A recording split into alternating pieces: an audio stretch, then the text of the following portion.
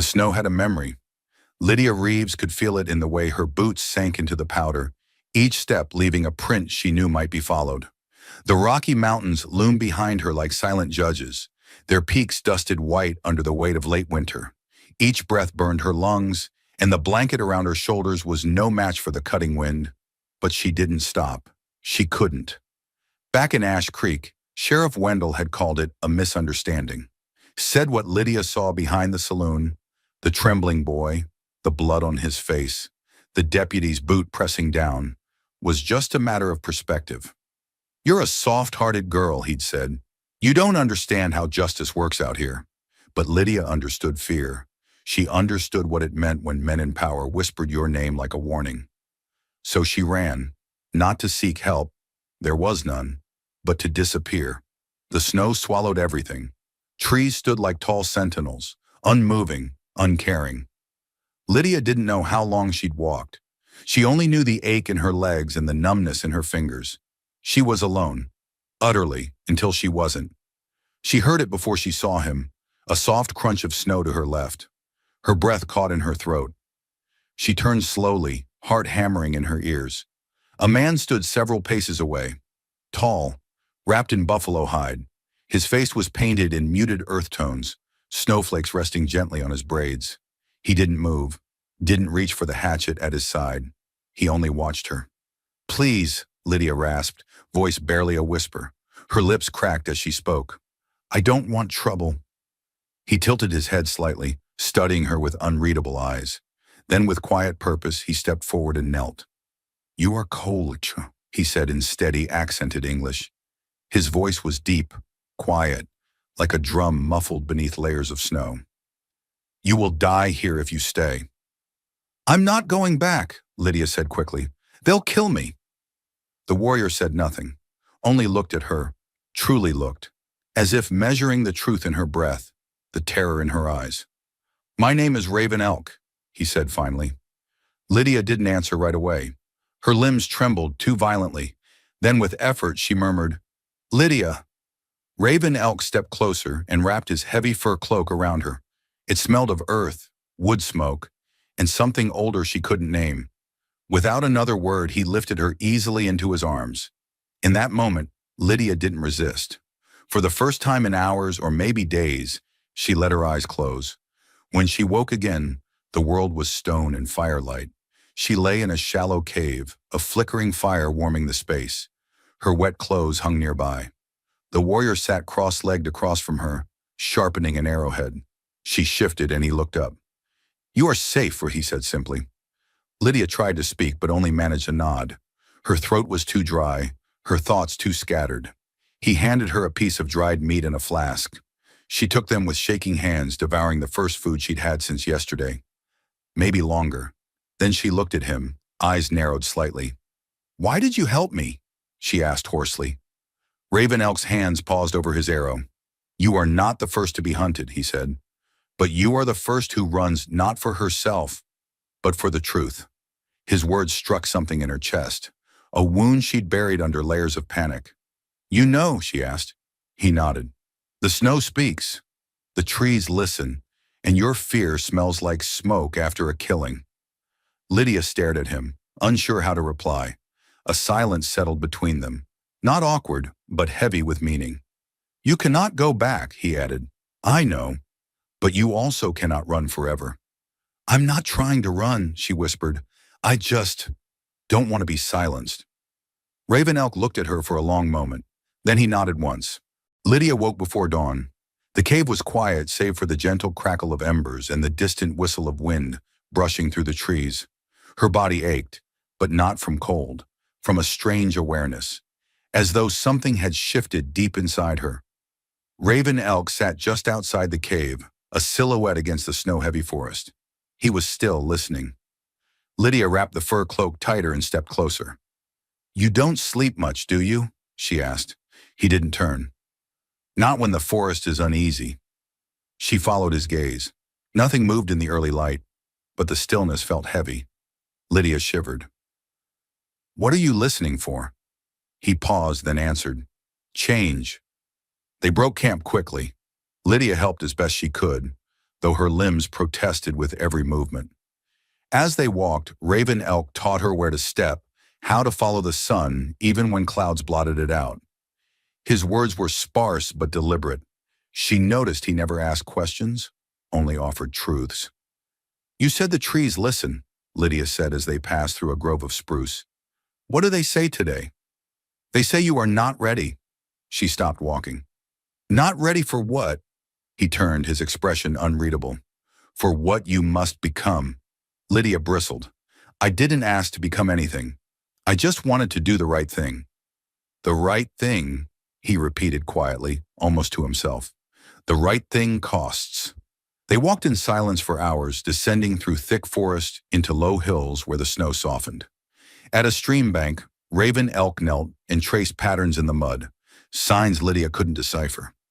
"They followed your trail longer than I thought," he muttered. Lydia stiffened. "The sheriff's men?" He didn't answer, but the tension in his jaw spoke volumes. "What do we do?" "We do not run." Later, as the sun dipped behind skeletal pines, they built a fire in a small hollow, shielded by rock. Lydia watched Raven Elk work, the way he moved with precision, his silence a kind of strength. She couldn't look away. "You saved me without knowing me," she said suddenly. He looked up, brow slightly furrowed. "Why?" He sat back. "You remind me of someone. My sister. She spoke truth too." Loudly. Lydia's heart tightened. "What happened to her?" "She vanished after a white patrol rode through our land. No one listened when I spoke her name." Lydia lowered her gaze. "I'm sorry." "Do not be. Carry her voice instead." She looked at him, the firelight casting golden edges on his painted features. "Maybe that's why I'm here. Not just to run, but to remember." He didn't smile, but something softened in his eyes. That night, sleep came gently to Lydia, and as the fire dimmed to coals, Raven Elk whispered to the trees, telling them of a girl with fire in her voice and frost on her lashes, who had not yet learned what kind of storm she carried inside her. Lydia awoke to a strange hush. The wind had stilled, and the snowfall had softened into a quiet drizzle that melted against the pine needles above. Her breath formed little clouds as she sat up from her bed of furs. The Cheyenne camp stirred around her in subtle motions. Women stoking fires, children gathering pine cones, and warriors preparing to hunt. Yet beneath it all, Lydia sensed something unspoken. Something that crept beneath the silence like roots twisting through frozen soil. Gray Wolf was already up, crouched near the fire sharpening a blade. His eyes, though calm, were distant. Lydia wrapped her shawl tighter and approached him. "What's wrong?" she asked softly. He didn't look up. "The forest doesn't lie, and something is stirring. Hunters say the herds have changed course. Even the birds have gone quiet." "Is it settlers?" "Maybe, or something worse. Hunger drives men to foolish things." Lydia's stomach clenched. She thought of the riverbank where she'd found the child. The girl hadn't spoken a word since that day, just clung to Lydia's arm like a tether to safety. Gray Wolf rose and finally looked at her. "We may have to move soon." "Where would we go?" He shook his head. "West, deeper into the mountains, away from eyes that measure people in bullets." Later that morning, Lydia sat with the girl beside a slow-burning fire. She had begun calling her Mara, a name she remembered from an old story, one that meant sorrow turned sweet. Mara stared at the flames, unmoving, but when Lydia tucked a woven bracelet around her wrist, her small fingers tightened for the first time. Gray Wolf watched from a distance. "You have a way with the broken," he said. "So do you," Lydia replied. "You just don't know it." He gave a short nod, as if her words stung more than they soothed. That night, while the village gathered for a shared meal of roasted roots and pine nuts, Lydia noticed the elders whispering. Their expressions were grim. Gray Wolf approached her quietly. "They want to know what your presence means." She felt a chill despite the fire. "I didn't mean to bring danger here. It's not you, it's the world outside. They know what it does to people who dare to be different, who dare to care." A murmur broke through the gathering. A figure on a horseback approached from the trees, dust-covered, gaunt, and swaying in the saddle. A settler boy no older than 16. His eyes were wide with something beyond fear. "They're coming!" he gasped as he fell from the horse. "They burned Clearwater!" They said more would follow. Panic rippled through the camp. Warriors rushed to their feet. Mothers pulled children close. The elders stood silent, their faces hardened by too many memories of broken peace. Gray Wolf lifted the boy carefully. "Who is coming?" "The Black Ridge men," the boy whispered. "They think you're hiding grain, medicine, that you've taken one of theirs." "They mean me," Lydia realized aloud. All eyes turned toward her. She stood. "Then let me speak to them." "No," Gray Wolf said firmly. "You've given us healing. You don't need to bleed for us, too." But Lydia shook her head. "What's the use of surviving the cold if I'm only running from fire?" There was a long silence, broken only by the crackling of fire and the soft hiss of wind returning to the trees. An elder finally spoke. "Let her try. If she walks into their storm and stands, maybe something old will break. Maybe they'll remember what it means to listen." That night, Lydia sat at the edge of the camp beneath a sky dusted with stars. Gray Wolf approached her with a bundle. "Rabbit meat, for strength," he said, "and a blade, just in case your words aren't enough." She took both, her fingers brushing his. "Do you believe in what I'm doing?" He didn't answer right away, then voice low, "I believe in you." The next morning, Lydia rode out alone, the snow crunching beneath her mare's hooves. The forest swallowed her path, branches whispering secrets above her. Somewhere ahead, guns were being loaded, and names turned into targets. But Lydia didn't look back. She didn't have to. The wind shifted as Lydia crested the ridge, carrying with it the acrid scent of smoke and the bite of gun oil. Below her, the valley opened into a clearing carved by boots and wagon wheels.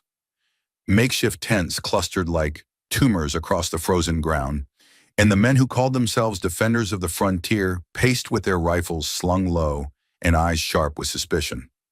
As Lydia rode into view, a hush fell over the camp. She was no longer the pale, abandoned settler woman they had left for dead weeks ago. She rode tall, wrapped in Cheyenne furs, her eyes clear, her posture unyielding. She looked like something the wind had carved and the fire had tempered, a quiet storm, not here to plead, but to remind them of what they'd forgotten. One of the men, tall, grizzled, face shadowed by a wide-brimmed hat, stepped forward. His rifle hung ready at his side and his lip curled in disdain. "Didn't expect to see you again," he said. "Thought the cold would have done you in by now." Lydia slid from her horse, landing lightly despite the frozen ground. "It nearly did," she replied evenly, "but mercy saved me, something you couldn't offer." The man narrowed his eyes. "We gave you a chance. You fell behind. That ain't our fault." "No," Lydia agreed. "You gave me a blanket and a prayer. Then you walked away. But someone else walked toward me." Murmurs spread among the men. One younger settler, barely more than a boy, shifted uncomfortably, his gaze dropping to the snow. Lydia recognized him. He had refused to meet her eyes as the wagons rolled past. "I came to warn you," she said, voice rising just enough to carry. "You're marching on people who mean no harm. They're not your enemy. They're trying to survive, same as you." A gruff voice cut through the tension. "They've got food stores. We don't. They've got medicine. We've got sick kids. You expect us to sit here and die while they live fat in their forest?" Lydia took a slow breath. "They're not hoarding. They're surviving with the land. Something you could learn if you stopped pointing guns and started listening." A few scoffs, a muttered curse. The tall man stepped forward again. "And what are you then? Their mouthpiece? Their white token?" "I'm a woman you left to die," Lydia said, her voice cracking now. "And yet I came back to stop you from making a mistake you'll never wash off your conscience." For a moment, silence held the clearing. Then slowly, the boy who had looked away earlier stepped forward. "She's telling the truth," he said. His voice trembled, but he stood straight. "She saved my brother. The fever. The Cheyenne gave us bark tea. They didn't have to. They could have let us die." Another man grunted. "You're just a kid." "Maybe," the boy said, "but I was there, and she's not lying." Lydia turned, shocked. The boy's brother stood nearby, pale but breathing. He gave a weak nod. The tension cracked, just a little. Some men lowered their rifles. Others shifted uneasily. caught between pride and something deeper. Shame. The grizzled man scowled. Even if that's true, there's not enough food for both camps. Then let me help, Lydia said. I know how they work the land, how they trap, how they grow from the forest floor up. Let me show you how to survive without stealing. A heavy pause, then a slow, reluctant nod from one of the older settlers. Let her speak with their leader. We'll hold the rifles. For now. Lydia exhaled shakily, her shoulders sagging just slightly. As she mounted her horse to return to the Cheyenne, she glanced back at the boy who had spoken up. Thank you, she whispered. He nodded. You came back when no one else would have. That night, Lydia sat beside Grey Wolf beneath the stars. She recounted everything, the anger, the flicker of hope, the boy's voice breaking through the wall of fear. Grey Wolf stared into the fire for a long time. They didn't deserve your mercy, he said. Maybe not, she replied, but someone did. He looked at her then, long and quiet. You're not what they left behind, he said. You're what they couldn't become. Lydia blinked away sudden tears. She didn't know what tomorrow would bring, whether rifles would rise again or hands would finally meet. But tonight, she had stood for peace, and peace had not yet bled. Dawn came soft and golden, breaking over the ridge like a quiet promise. Lydia stood beside Grey Wolf as the Cheyenne camp prepared for what felt like more than just a meeting. This wasn't merely about hunger or winter. It was about whether two broken halves of a land could learn to sit at the same fire. The boy, Nathan, waited at the forest edge, flanked by two settlers who had reluctantly agreed to this truce. Behind them, more men lingered with rifles lowered, but fingers twitching. The air hung heavy with suspicion, but Lydia walked forward with no weapon. Only a small bundle in her arms, dried herbs, smoked fish, and a flask of sweet birch tea. A gift not of charity, but of respect. When she reached them, she knelt without a word and laid the bundle on the ground. The older settler who had agreed to the meeting, a man named Whitaker, with hard lines around his eyes and soot still clinging to his coat, stared down at the offering. You came back, he muttered. I said I would, Lydia replied, standing slowly. You didn't burn yet. That's something. A small, bitter smile cracked the corner of Whitaker's mouth. Grey Wolf emerged from the trees like mist, silent, sure, and unreadable. His eyes flicked across the settlers but landed on Lydia with quiet approval. He said nothing at first, just looked down at the food she had brought, then at the settlers' empty hands. We brought nothing, Whitaker admitted. You brought the absence of bullets, Grey Wolf said. It is enough for today. They sat. It was awkward at first. They didn't look each other in the eye. The Cheyenne warriors watched from the shadows. The settlers whispered among themselves. Lydia sat between them, folding small pieces of dried meat and passing them like folded notes between schoolyard rivals. Slowly, cautiously, they spoke. Whitaker told of his daughter, sick with fever, and how every doctor they had passed on the trail had shrugged or offered opium. Grey Wolf spoke of a winter 5 years past, when his tribe starved because the river froze too early, and the soldiers burned their stores before spring could thaw.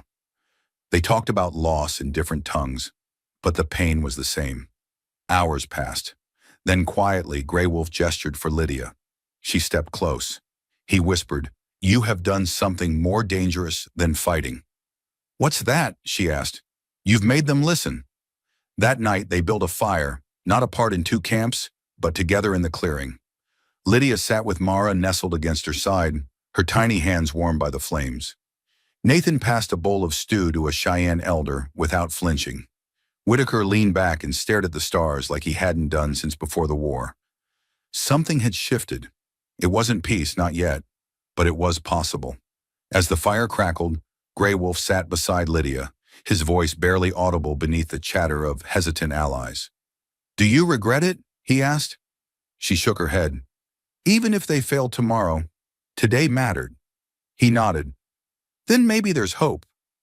And for the first time since she had stepped into the snow alone, Lydia believed it too. Spring did not arrive all at once. It crept in, slowly and cautiously, like a visitor unsure of its welcome. Snow melted in soft trickles from the rocks.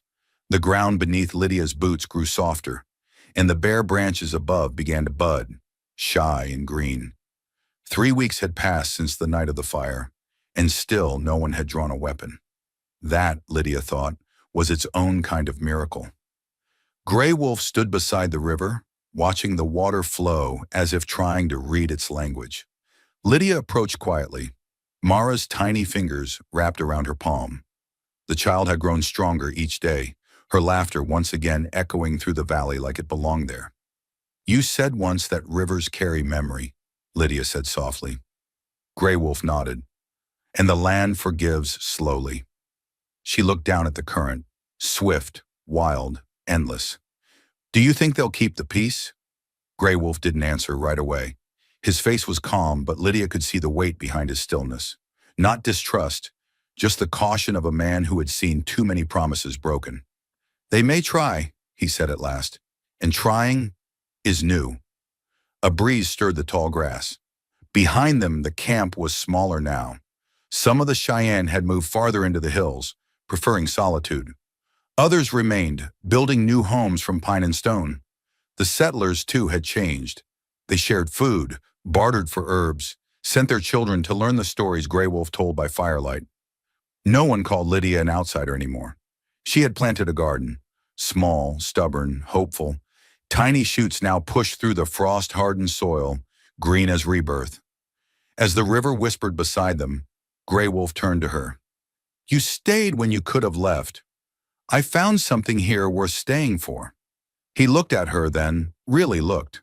Not as someone he'd rescued, not as a settler woman, not even as a symbol of change. Just Lydia. She reached for his hand, fingers calloused from frost and fire, and held it tightly. "We didn't survive all this just to return to what was," she said. "No," he replied, voice low. "We survived to build what could be." And so they stood, two souls shaped by loss, bound now not by tragedy, but by the simple, radical act of choosing each other. Beyond the bend, the river went on.